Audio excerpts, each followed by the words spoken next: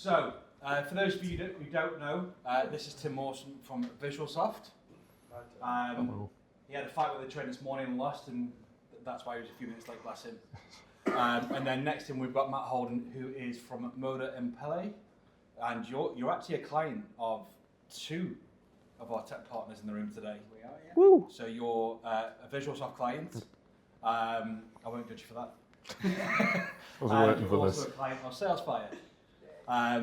So we've got both sides of the spectrum there. So we've got a tech partner and we've got a retail brand, quite an aggressive retail brand with the growth you guys have had over the last few years. But I'm not going to question you. I'm going to let Tony do that. So everyone, enjoy. Round of applause. So Matt's already basically done the intro for you, so he's killed that bit for me.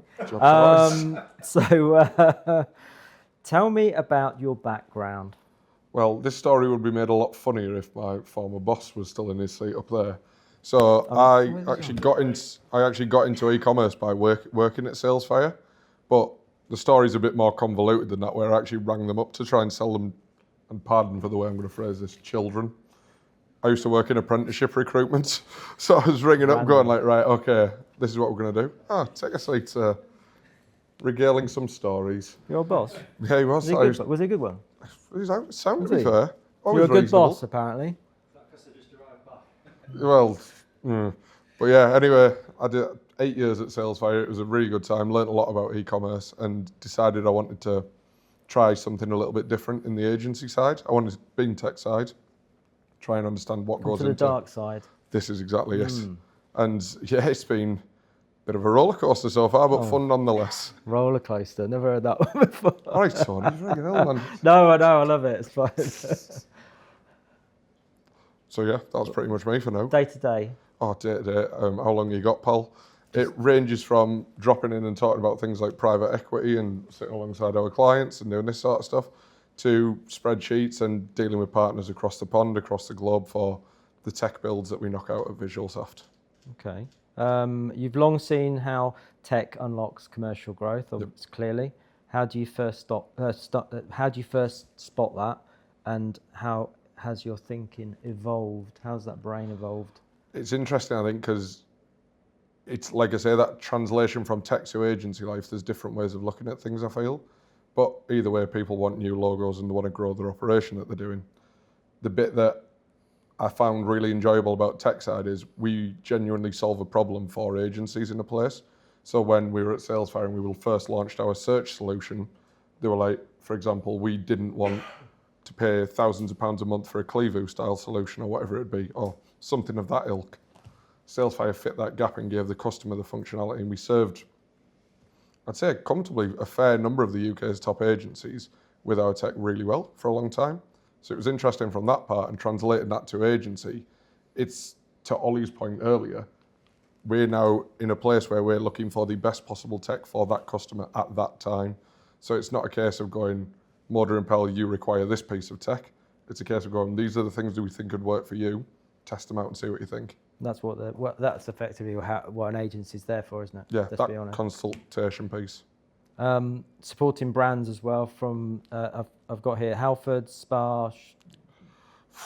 Yeah. We've done a few bits and bobs, to be honest with you. I think most notable of late is like Moda and Pele, Grenade, sports shoes, even weird and wonderful stuff like Interactive Investor.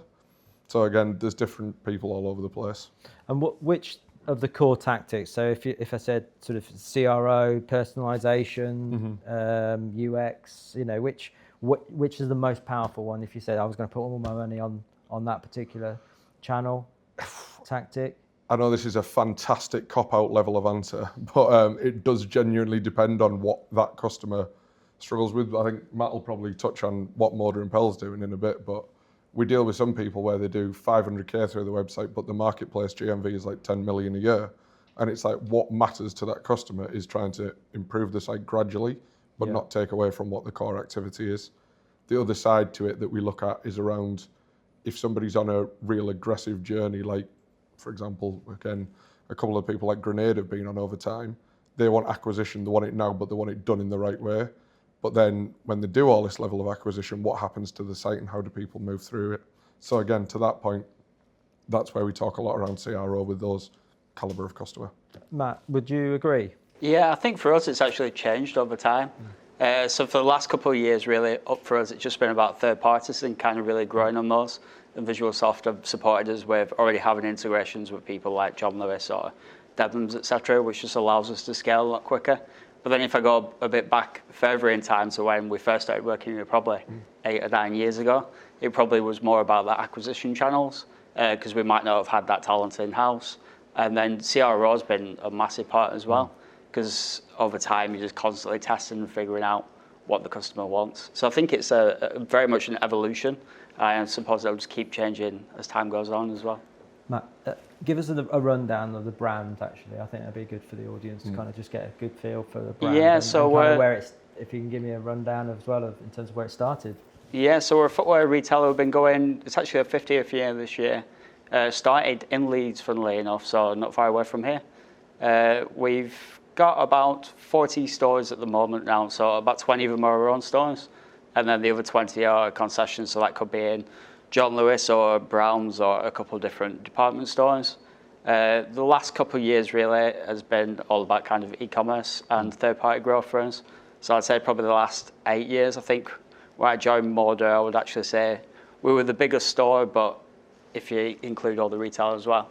But we were not kind of doing massive numbers, and now we're probably bigger than all the other stores combined. So it's really just been, it's been a massive growth, to be honest. And then at the moment, we're just focusing on trying to get to as many pointers that make sense as possible. Are you going, have you got another, got more stores opening up?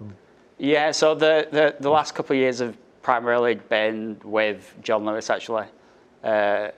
But we're trying to focus more on the concession model now more than our own stores. Mainly just from kind of a risk point of view, it's a lot less risk to us and a lot easier to operate when you just kind of putting stock in the stores and not really worrying about staffing, etc. And as a brand and the product, what's the differentiator?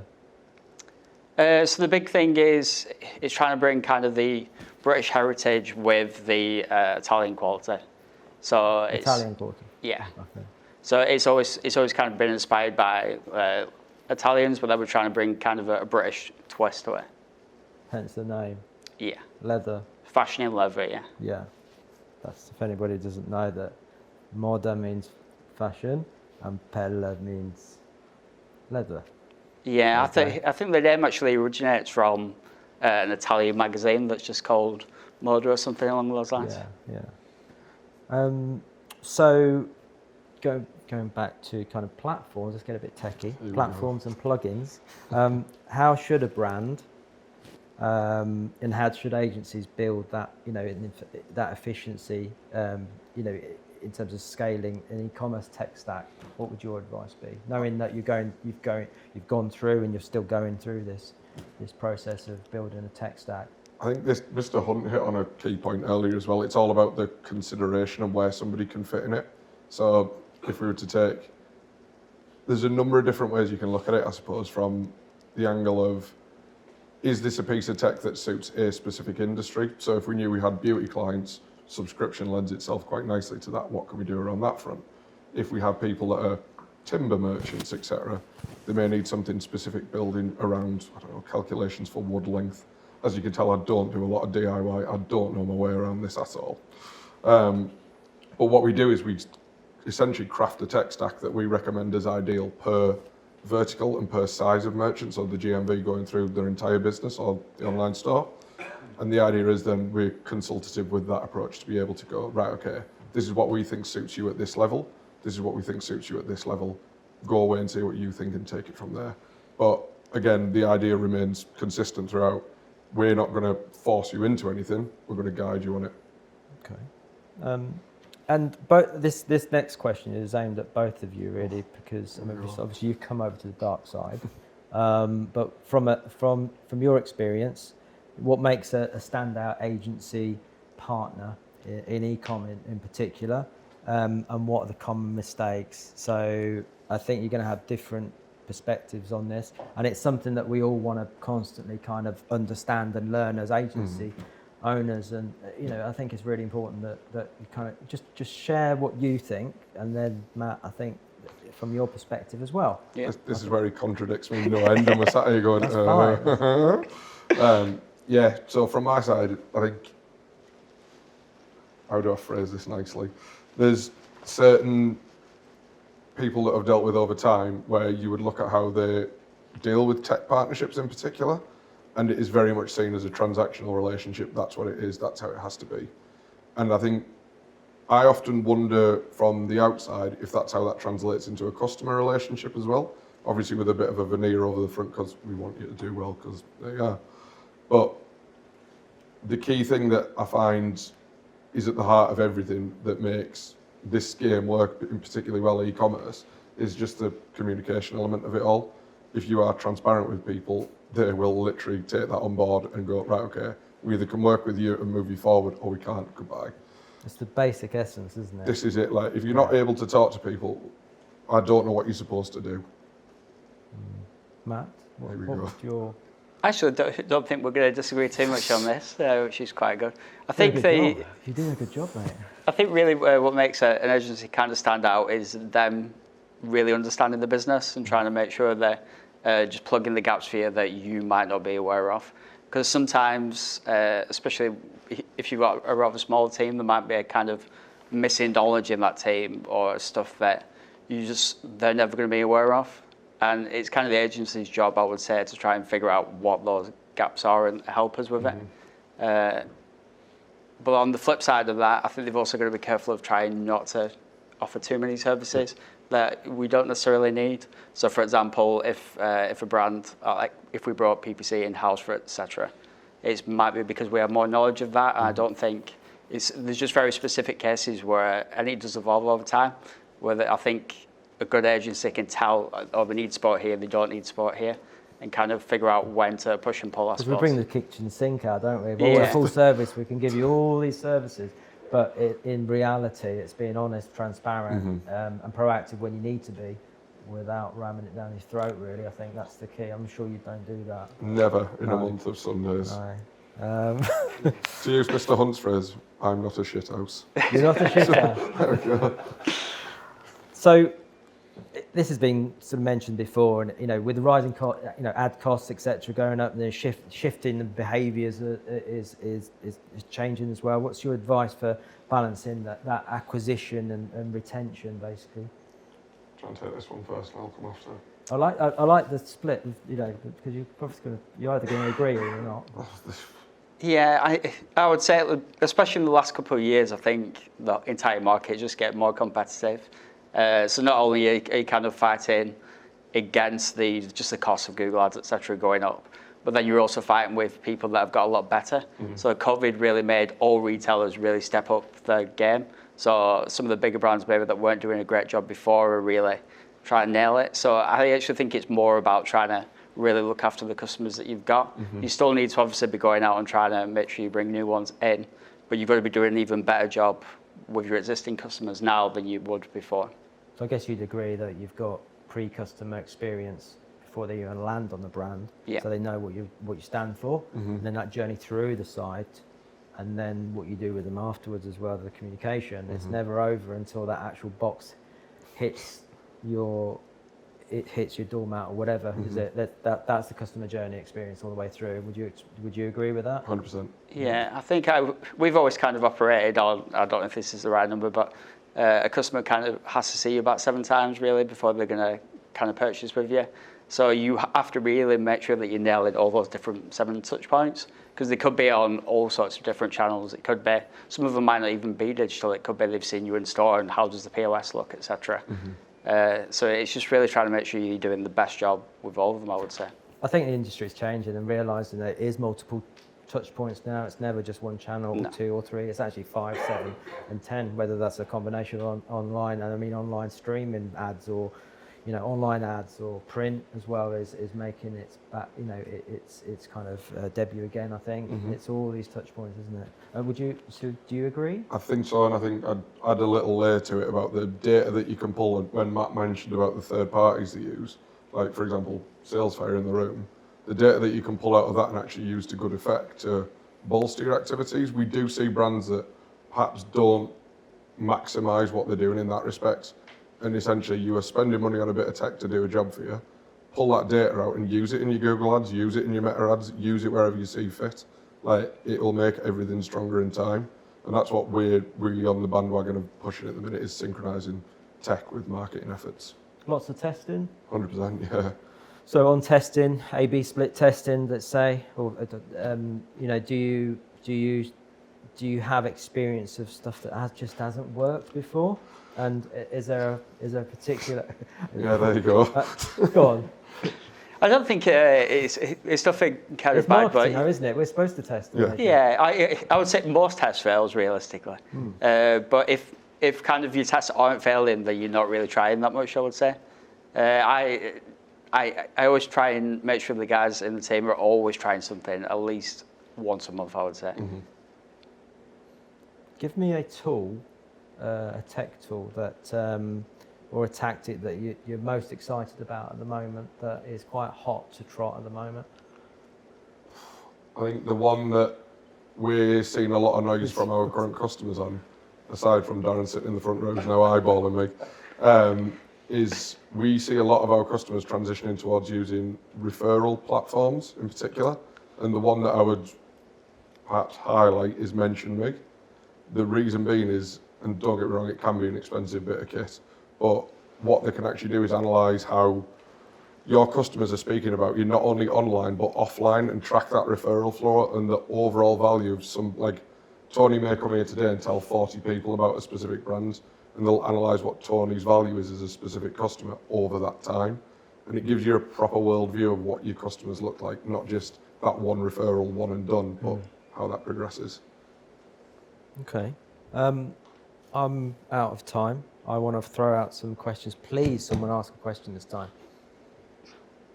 No. He's looking like he wants a back row. Matt, go first, Matt. We both giggled when you were asked about things that went wrong. Yes. Can you be specific about a fuck-up that you've done and what you learned from it? Oh God, when's the break, by the way? We might be here till then. Richard, you stay over there, There's pal. loads of them. There's been endless amounts of these. I think from my side, I think we've all seen it before, where you think, specifically in Tony's example of an A/B test, you think moving the search bar or changing the way the menu comes out and things like that should be a good test because you see other brands doing it, but it just does not resonate with your audience at all. And obviously you put all your eggs in one basket and go, oh, Gymshark are doing this, it would work for you. No, it doesn't. Collapse and then egg on face is what I'd say. Yeah, so I'd probably say for us was actually our loyalty club that we tried launching at one point. So I think we'd really just kind of, I think everyone's very guilty of trying to make it as simple as possible. And the first thing everyone always goes to is a points-based system. But to be honest, I don't really think the point-based system works for most retailers these days. If you're a massive player like, I don't know, Next, Sainsbury's, Tesco, etc., then yes, I kind of get it. But I think just trying to overcomplicate it and get consumers to have another sort of loyalty club, they have to start trying to figure out the point system and how it all works, just wasn't necessarily the right thing. And kind of taking it back and actually looking at what do our customers want from us and just trying to kind of nail that instead was probably the better way to do it. Anyone else? This one's more for Matt, I guess. Have you done like an A/B test in the past where you were a bit unsure how it was going to do to begin with, but then you were quite surprised by the results after? A lot, actually. It usually comes down to more kind of design A/B tests, and it's a lot of stuff that you just wouldn't expect around colour. So your design team will kind of go away and come back with absolutely amazing looking things, and everyone will be sat around saying, wow, this looks fantastic. And then when you actually trial it, it just performs really poorly. And then you kind of like keep trialing, and then sometimes you'll come back and it's like the colour of a button, and you'll just have really awful colours, but they perform so much better from driving revenue. You just kind of have to go with it. So I think sometimes you just have to be willing to almost put like the design ego at the door and just really give the customer what they want. Because design is subjective sometimes, but unless you apply design to communicate and not just decorate, that's something I was taught that years ago, but it's really important. Is, you know, whatever you design, it could be just literally a deck, but I think it's key now in UX and UI, isn't it? In terms of the customer journey, customer experience, it's all related, isn't it? Yeah, our designers always get very frustrated with me whenever they come up with And you think, because the first thing I always say to them is, cool, let's test it and let's see how it performs. But then when everyone else is kind of sat there saying, wow, this looks fantastic, sometimes they'd just love to do it. But realistically, if it doesn't drive revenue, it's kind of not worth doing. Exactly. Anyone else? A question for Matt. Yeah. I think you mentioned 40 stores? Yes, roughly, yeah. So roughly what's that kind of split of rev point stores to the online, and what are you guys doing to try and kind of link the two up, the online experience, the in-store experience? So now I would say web's probably just about over 50%. So probably 8 years ago, I would say it was probably more like 20%. The big thing really has just been trying to be consistent. So traditionally, I suppose anyone who works in multi-channel will kind of see this. The retail team and the web teams never really are that aligned. We always kind of say we are. And it is genuinely just trying to make sure you are as aligned as possible and doing what's overall best for the customer. So to give an example, really, a big challenge for us with growing so quickly has been managing stock. And we are literally all fighting for it. So the stores will be saying, no, we need all this new stock, and we'll be saying the same thing. It's about figuring out what's best for the overall business. So kind of, again, putting their ego aside and saying, yeah, where is this stock most likely to sell? Not everyone just wants it.